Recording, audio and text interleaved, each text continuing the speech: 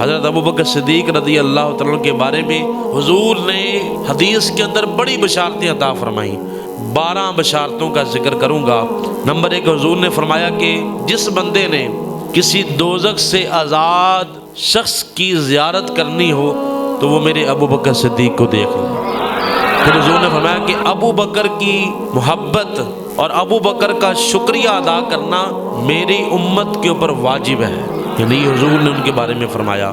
Number 3، ابو بکر میری امت میں سب سے پہلے جنت میں داخل ہونے والے شخص ہیں۔ سب سے پہلے میری امت میں سے جنت میں کون جائے گا؟ ابو بکر صدیق جائے گا۔ پھر حضور نے فرمایا کہ اے ابو بکر، اللہ نے آپ کو جہنم سے آزاد کر دیا ہے۔ پھر حضرت علی رضی اللہ تعالیٰ عنہ کو مخاطب کر کے حضرت علی کو کہا، اے ابو الحسن، میرے نزدیک ابو بکر کا وہ مقام ہے۔ حضور حضرت علی کو کہہ رہے ہیں، اے علی، میرے نزدیک ابو بکر کا وہ مقام ہے جو اللہ کی بارگاہ میں مجھ محمد کا مقام ہے۔ جس طرح میرا مقام اللہ کی بارگاہ میں سب سے زیادہ ہے، سب نبیوں سے زیادہ ہے، اسی طرح ابو بکر کا بھی مقام میرے نزدیک تمام صحابہ سے زیادہ ہے۔ یہ حضور نے حضرت علی کو مخاطب کر کے فرمایا تھا۔ پھر میرے آقا علیہ السلام نے فرمایا، اللہ نے کچھ جنتی حوروں کو پھولوں سے پیدا فرمایا ہے اور انہیں گلابی حوریں کہا جاتا ہے۔ کچھ حوریں ایسی ہیں کہ جنہیں اللہ نے پھول جو ہوتا ہے نا، پھول، اس سے پیدا کیا ہے، انہیں کہا جاتا ہے گلابی حوریں۔ تو فرمایا کہ ان میں سے صرف نبی یا شہید یا صدیق ہی نکاح کر سکتے ہیں، یعنی ہر ایک کو اللہ تعالیٰ ایک ہی عطا کرے گا، لیکن اے ابو بکر صدیق، اللہ تعالیٰ آپ کو 400 حوریں عطا فرمائے گا۔ ہر ایک کو وہ ایک حور دی جائے گی، لیکن ابو بکر صدیق کو گلابی 400 حوریں اللہ تعالیٰ عطا فرمائے گا۔ نمبر 7، مجھے آسمانوں کی سیر کروائی گئی، میرے حضور نے فرمایا، پھر میرا جس آسمان سے بھی گزر ہوا تو میں نے وہاں پہ اپنا نام لکھا ہوا دیکھا۔ تو انہوں نے فرمایا جب میں معراج کی رات سیر کرنے کے لیے گیا تو میں نے جس جگہ پہ اپنا نام دیکھا نا، تو میرے نام کے ساتھ میرے ابو بکر کا بھی نام لکھا ہوا تھا۔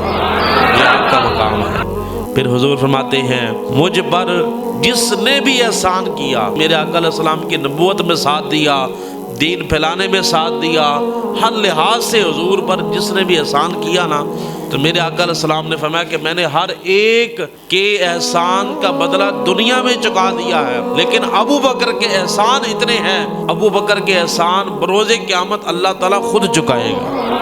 پھر 9 نمبر پہ حضور نے فرمایا، ابو بکر دنیا میں بھی میرا بھائی ہے، آخرت میں بھی میرا بھائی ہے۔